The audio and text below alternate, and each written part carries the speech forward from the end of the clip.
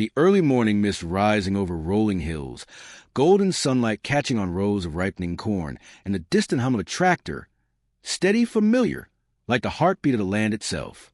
Now imagine that same tranquility shattered by the roar of SUV engines tearing across your crops, their tires carving deep ruts into land your great-grandfather once tamed with nothing more than a mule and a plow.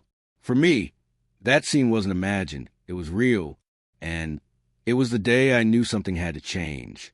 My name is Eli Barrett, and this land, 80 rugged, weather-worn acres nestled in the outskirts of Red Veil Ridge, has been in my family for 4 generations.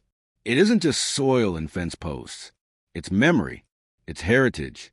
It's where my grandfather Orville returned after First World War, battered but proud, and poured every last penny he'd into a dusty, unforgiving patch of ground no one else wanted.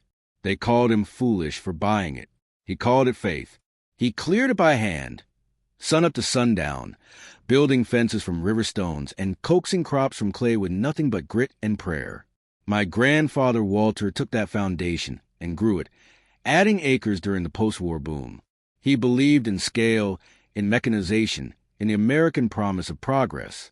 My father, Thomas, was a modernizer, installed irrigation, built weather sensors before the internet even reached our part of the county. Every generation left its mark, and now it's my turn. I've run Bear Farm for 15 years, not because I had to, but because I wanted to. I gave up a job offer in the city. I stayed when others sold, because this land meant something more than just yield per acre. It's where my little boy took his first steps in the same field where my grandfather once broke ground. It's where my late mother planted her rose bushes by the fence, and where my father passed on everything he knew just before he passed away. I live in the same farmhouse that stood since the 1920s, its porch weathered, its floorboards creaking with stories, its kitchen full of laughter, family dinners, and the smell of cornbread. Before my grandfather died, he made me promise one thing. Lying weak but lucid, he grabbed my hand and said, "This land isn't just dirt, son. It's our family's heart and soul. You keep it productive. You keep it in the family. No matter what." I nodded, choking back tears, and said, "I promise." I meant it. I still mean it. But nothing in that promise prepared me for what was coming. Over the past few years, our quiet rural corner changed. Developers came first. Slick brochures, flashy signs promising country charm with city amenities. Then came the bulldozers, leveling neighboring farms that once stood beside mine. In their place rose Sierra Haven Estates, a sprawling development of luxury homes with 4-car garages, perfectly trimmed hedges, and families who saw the countryside not as something to understand or contribute to, but as a scenic backdrop to their escape from the city. At first, I tried to welcome them. I set up a farm stand on weekends, waved when they passed, even gave tours to curious kids. Some appreciated it. Others, not so much. They complained about the early morning noise from my tractors. They said the scent of fertilizer was disruptive. They sent anonymous letters suggesting I move operations somewhere more appropriate, as if the farm hadn't been here since Calvin Coolidge was in office. But even then, I tried to be understanding. I figured they just didn't know better, that they'd come around. I wanted to believe that. I really did. Then one spring morning, clear skies, cool air, the smell of tilled earth still fresh, I noticed something strange. Tire tracks. Deep ones. Not from farm equipment, but from low-profile tires. Cars. I followed them. And what I discovered that day would become the beginning of a battle I never asked for, but one I would fight with everything I had, because when a community forgets what came before it, someone has to remind them. And when they try to take the ground beneath your feet, the ground your grandfather bled for, you don't back down. You plant your boots. You stand tall. And you dig in. It was a Tuesday morning in mid-April, the kind where the sun breaks just right over the horizon, and everything smells like new beginnings. I just finished checking the irrigation lines in my eastern cornfield, wiping sweat and dust from my brow, when I noticed them. Fresh tire tracks. Long, diagonal ruts cutting straight across the soil I just seeded the day before. Not tractor treads. No, these were thinner, shallower, passenger vehicles. sedans, SUVs. At first, I thought maybe a delivery truck had made a wrong turn. Happens sometimes out here. But as I traced the path across my land, it kept going and going. It didn't just veer off the road. It connected directly from the side entrance of Sierra Haven Estates, through the soft loam of my field, and exited clean onto the county road. A perfect shortcut, like a back alley bypass for people too impatient to drive around the block. I stared at it for a long time, heart sinking. The young corn I just planted, still fragile, still finding its roots, was crushed in places. Soil was compressed. The delicate grading work we'd done for water runoff had been completely ruined. I stood there alone in that empty field, hands on hips, feeling the kind of fury I hadn't felt in years. Not the hot, explosive kind, but a slow burn in the chest. A heavy mix of disbelief and anger. But I'm not one to jump to conclusions. That night, I went home, dusted off the old trail camera from my hunting days, and set it up high in the maple tree at the edge of the field. Wide lens, motion activated. I wanted to be sure. I needed to see it. The next morning, I pulled the memory card and loaded it onto my laptop at the kitchen table, coffee steaming beside me. The footage played, time-stamped and crystal clear. Between 7 o'clock and 9 a.m., 17 different cars. BMWs, Teslas, a bright red Porsche Cayenne. One after another, weaving casually through my property, some even picking up speed as they passed. Some drivers had coffee in hand. One was on a conference call, headset in, completely oblivious. Another waved as if I'd built the road for them. That was the moment something shifted inside me. These weren't confused drivers making a mistake. This was routine, calculated, the kind of entitled behavior that only grows when no one says enough. They weren't just trespassing. They were using my family's land as a commuter shortcut, like it was public property, like it belonged to them. That afternoon, I did what any reasonable person would. I stood at the eastern edge of my property around 5:30 p.m., just before the evening rush. I watched the first few cars turn into the field like they'd done it 100 times before. One of them, a white Range Rover, slowed as I waved him down. The driver rolled down his window, sunglasses perched atop a styled haircut, Bluetooth still blinking in his ear.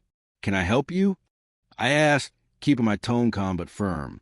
He glanced at me with mild annoyance, like I was interrupting his dinner plans. "I'm just cutting through," he said. "Everyone does. The main road's always backed up." "Well, this isn't a road," I said, motioning to the field. "This is my farm. Private land. You're driving over young crops and damaging the topsoil." He looked out over the land and scoffed. "It's just dirt, man." Then, without another word, he gunned it, kicked up a wave of dust and debris, and disappeared out the other side.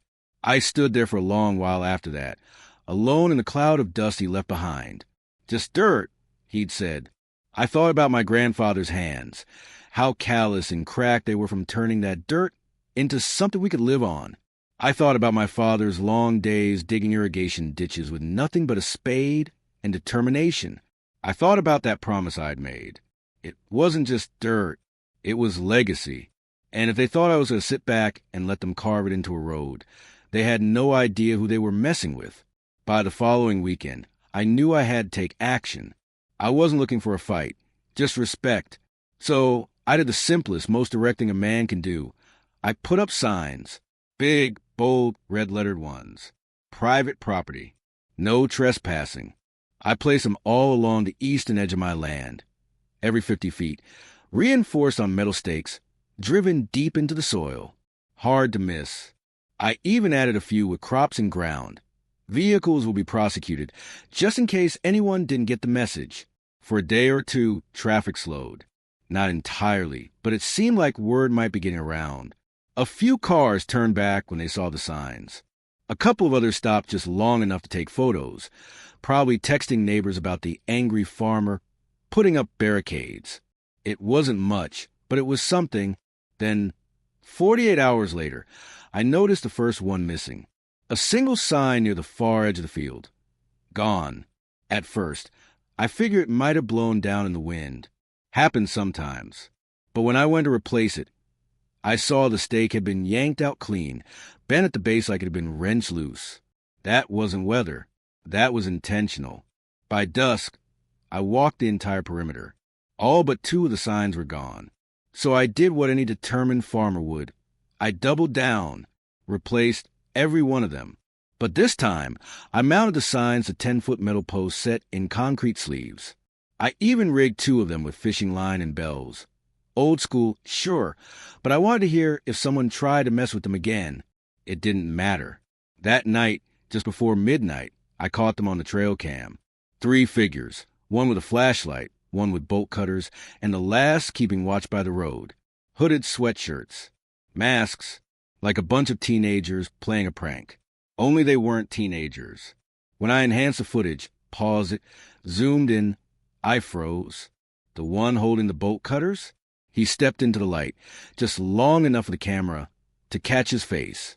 Richard Keller, the HOA treasurer. There was no mistaking it. I'd met him once before. Stocky guy in his 40s, salt and pepper beard. Always looked like he was halfway between a smirk and a sneer. I remembered his firm handshake and fake small talk when I bumped into him at the farmer's market last summer. He bought a few peaches, smiled, and walked away. Now, he was cutting down my signs like some common vandal, bold as brass, like he didn't think there'd be consequences. The next morning, I didn't call the police. I didn't send an email. I printed stills from the video, drove to his cul-de-sac, and knocked on his door. He answered wearing a golf polo and a guilty look. I didn't say much, just handed him the photos. "You dropped these," I said flatly.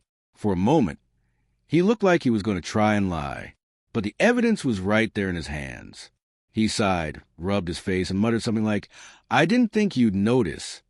"Funny," I said. "That's what the last guy said before he learned not to underestimate farmers." He gave a half-hearted apology and returned the signs later that afternoon, piled haphazardly in the back of his Lexus. Some were bent. One had a tire mark across it. I didn't thank him. It should have ended there, but it didn't, because the next week, the number of cars using the shortcut tripled. It was like they'd gotten some kind of green light. People weren't just ignoring the signs. They were blowing through faster, treating it like their own personal off-ramp. My soil was compressing. Crops were failing to sprout. Every time I looked out over that side of the field, I felt like I was watching a piece of my family history get crushed beneath someone else's entitlement. That's when my buddy Bill stopped by. He's got a cattle farm about 10 miles south. And when I told him what was happening, his face went dead serious. "Golden Heights?" he asked. "Yeah." I nodded. "No, They tried the same thing in Cedar County. Exact same play. Shortcut through the old dairy pasture. HOA claimed it was a public right-of-way. Turned out they were already in talks with the county to develop it into a service road. He looked me in the eye, his voice lowering to a gravelly warning. "Watch your back, Robert. These people don't just want a shortcut. They want your land. And they'll keep pushing until you either break or sell." I didn't say anything for a while after that. But that night, as I walked the edge of the field with flashlight, watching fresh tire ruts stretch across the moonlit rows, I made a quiet vow to myself. This isn't just about a few cars. This is a test, a slow burn, a campaign to wear me down. And I'll be damned if I let them win. By early May, what started as a minor nuisance, a few cars cutting across my eastern field, had turned into an outright invasion. Each morning, just after sunrise, a steady stream of luxury vehicles began rolling through. Black Escalades, silver BMWs, the occasional Tesla, all of them bouncing over my soil like it was a gravel service road built for their convenience. I started tracking the numbers. 22 cars on Monday, then 31 on Tuesday. By Friday evening, over 57 cars had cut directly through my field in one single day. And these weren't lost tourists or confused delivery drivers. These were repeat offenders, commuters from the Golden Heights subdivision, racing to beat the backup on the main roads. They had carved out a path. 2 rutted tracks now hardened into a dusty corridor that snaked through rows of stunted corn. My soil, once soft and rich with life, had become compacted and dry, like the backlit of a construction site. Worse still, they'd begun driving faster, emboldened by the growing number of drivers using it. Some would even honk impatiently at the cars ahead of them, as if they were in traffic on a public freeway, and I'd catch glimpses of them from my porch, sunglasses on, windows up, sipping lattes like they were cruising through a drive-thru. No glance toward the farm. No thought of the damage they were doing. Just entitlement, wrapped in leather interiors and Bluetooth calls. Every tire that hit, that dirt wasn't just flattening my crops. It was pressing down on my grandfather's legacy. And I was watching helplessly, feeling like a man under siege on his own land. That was the moment the gravity of it all truly hit me. This wasn't going to go away on its own. They weren't going to stop, not unless I made them. The turning point came unexpectedly, and from a most unlikely of places. One evening, while repairing a broken section of fence along the eastern boundary, my neighbor's teenage son, Mason, came over to help. He was a good kid, curious about farming and eager to lend a hand. As we worked, he casually pulled out his phone and said, "Hey, Mr. Johnson, did you know your field shows up as a shortcut on Google Maps?" I froze mid-swing with the post driver in hand. "What do you mean shortcut?" I asked, trying to keep my voice calm. He tapped a few times, turned his phone toward me, and sure enough, there was a highlighted blue route cutting right through my field, connecting Willow Creek subdivision's back entrance to the county road. My field, my private property, was being treated by GPS apps as a public thoroughfare. "That's how my mom and her friends found it," Mason added. "The app just says it's the fastest route out." I couldn't believe it. The full weight of the situation dropped on me like a sack of seed corn. Someone had not only reported this route as viable, they had done so intentionally, likely submitting false road data to popular mapping services. This was no longer just careless drivers or an entitled HOA. It was coordinated, calculated, a digital assault on my land's legitimacy. They were erasing my boundaries in the virtual world, so they could justify crossing them in the real one. And the worst part? It was working. Drivers were emboldened by what their apps told them. It wasn't trespassing if a friendly voice said, "Turn left in 100 feet." That night, I sat at the kitchen table, staring at that glowing blue line, rage burning in my chest. They had taken it a step too far. If they thought technology could rewrite a century of family history, they were about to learn just how wrong they were.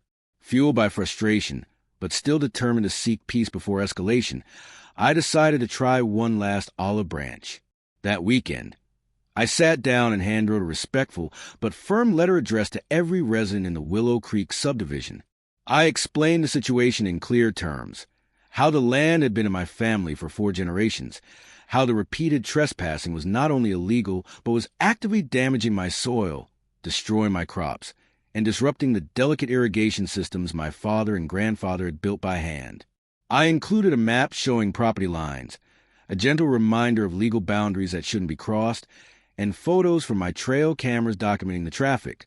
I made it personal, not angry, just honest. I spoke of my grandfather's legacy, the promise I made on his deathbed, and how all I wanted was to continue farming in peace. I even offered a neighborly compromise. Residents could bring their kids for a tour of the farm, buy fresh produce from our stand, or attend our annual fall harvest festival. All I asked in return was that they stop driving across my land like it was a public road. That Sunday, I printed 85 copies and, with the help of my cousin Ellie, placed one in each mailbox by hand. I didn't expect an outpouring of support, but I didn't expect what I found the next day either. While checking the far fence line, I noticed a pile near the ditch by the subdivision's edge. As I walked over, my heart sank. Dozens of my letters, crumpled, ripped, even stomped on, had been tossed aside like garbage. Someone had collected them and thrown them away, out of sight, out of mind. Whatever hope I had for a civil resolution began to dim. It wasn't just apathy, it was disrespect. And then, to twist the knife deeper, a new flyer appeared on several of the community's bulletin boards and lampposts, this one bearing the HOA's golden seal.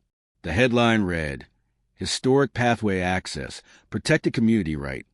It claimed, falsely and with bold confidence, that the route across my land had been in continuous use for decades and was a recognized local tradition. They were rewriting history right in front of me. They weren't just trespassing now. They were trying to convince everyone they had the right to do it. That same night, I couldn't sleep. I sat at my kitchen table. That HOA flyer spread out in front of me like a bad joke. Historic pathway access. Those words circled in red ink. My great-grandfather would have laughed at the absurdity if he were still alive. There had never, in any generation, been a pathway across that field. No wagon trail, no public easement, not even a walking path.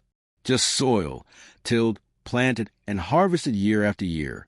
The only thing historic about that land was the generations of sweat and sacrifice that had kept it alive. If they wanted to rewrite history, I'd show them what the real story looked like. So I got in my truck the next morning and drove straight to the county records office. I spent the better part of the day elbow deep in plat maps, aerial surveys, land use records, some of them yellow with age, hand-drawn in cursive that had long since gone out of style. The earliest map I found was dated in 1949. It showed our farm's boundaries exactly where they'd always been, untouched and uninterrupted. I pulled every decade I could find, right up through the early 2000s. Not once did a road, easement, or trail cross that land. I photographed everything and made copies. But I wasn't done.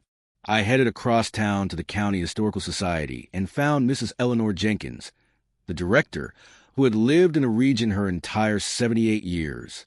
She knew our farm. Her brother had picked corn for my dad in the summer of 76. When I explained what was happening, her eyes narrowed behind her reading glasses. She reviewed the records I brought and went digging through her own archive.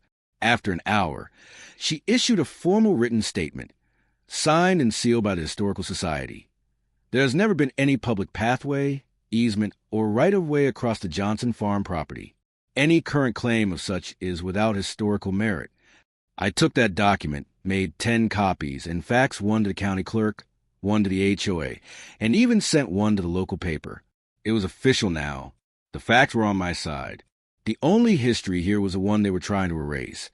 But I wasn't about to let them bury 4 generations of truth under luxury driveways and HOA lies.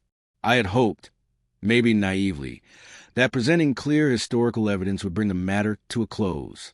That once they saw the facts, they'd stop. But I underestimated how deep their entitlement ran. Rather than back down, the HOA doubled down. Within days of the Historical Society's statement being made public, the volume of vehicles cutting through my property increased, and now they were speeding. It wasn't just the occasional SUV creeping across at 10 miles an hour. This was a full-on rush-hour stampede. Tires kicking up clouds of dust, engines revving. Even one reckless driver blasting music with his windows down as he skidded across freshly tilled earth. It was no longer about convenience. It was spite, retaliation for daring to push back. They weren't just trespassing. They were sending a message. You don't control this land anymore. But they were wrong. I walked the route myself that evening, from corner to corner, surveying the damage. The soil was compacted so badly, it crunched under my boots. New corn shoots had been shredded by tires. The once rich topsoil had hardened like clay. I ran my hand through it and felt the difference. No give, no breath. They weren't just crossing my land. They were killing it. This wasn't some theoretical dispute anymore. I was losing real money, real harvest, and that meant losing part of my family's livelihood. That night, as I reviewed security footage, I didn't just see trespassers. I saw thieves, slowly stealing the legacy my grandfather entrusted to me. And I knew the next step wouldn't be letters or meetings. It would be action. The escalation wasn't just physical. The HOA, led by Victor and his inner circle, decided to go on the offensive legally.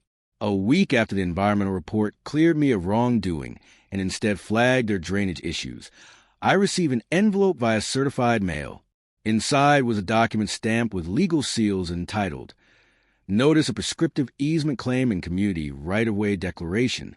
It sounded official, intimidating even. The language was dense, full of citations from outdated civil codes and vague references to community rights. But beneath all the legalese, the intent was clear. They were trying to manufacture a right to use my land. I took the document straight to Patricia Lawson, my attorney, who scanned the pages and chuckled dryly. "This is a bluff," she said. "A house of cards." She explained that prescriptive easements require decades of open, continuous, and hostile use, none of which applied here. Their sudden historic pathway story was already discredited by the Historical Society. More importantly, they hadn't filed this with the county. It was nothing but HOA theater, designed to intimidate, to push me closer to giving up. But what they didn't know was that I had already filed my own paperwork the week before official documentation with the County Agricultural Board and Environmental Commission. I had recorded all the soil damage, water pooling, erosion patterns, and GPS footage of the repeated trespassing. I wasn't just reacting anymore. I was documenting everything, building my own case like bricks in a wall. I wasn't looking for a fight, but if they wanted one, I was going to make sure they walked into a legal buzzsaw they'd never forget. By the end of the summer, the war over my land had become more than a boundary dispute. It had become a symbol. What started as a few tire tracks across my field evolved into a county-wide conversation about land rights, respect, and legacy. The newly installed drainage trench, once viewed by some as an inconvenience, was now respected as a justified line in the sand. Local media called it the line that held. Parents brought their kids by to show them the trench that saved the farm. Even school field trips started visiting the area, tying local history lessons to modern civic action. I had unintentionally become a steward not just of land, but of an ideal, that tradition has a place alongside progress, and that the quiet strength of rural communities still matters. The HOA, now under entirely new leadership, took a different tone. They invited me to be part of a land use advisory panel, and even offered to co-host events that brought together subdivision residents and local farmers. I accepted, not out of pride, but because it was finally about building, not dividing. The most profound moment came months later, when I stood with my daughter and son at the edge of the eastern field, where corn now grew stronger than ever thanks to the restored drainage system. My grandson, just 6, tugged my sleeve and asked, "Grandpa, is this the field you saved?"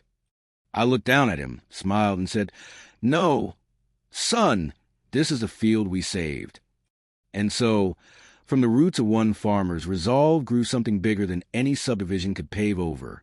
The trench that once divided became a symbol of unity. The farm once threatened became a place of learning, of gathering, and of pride. In protecting the past, we carved a better path forward, not just for one family, but for an entire community.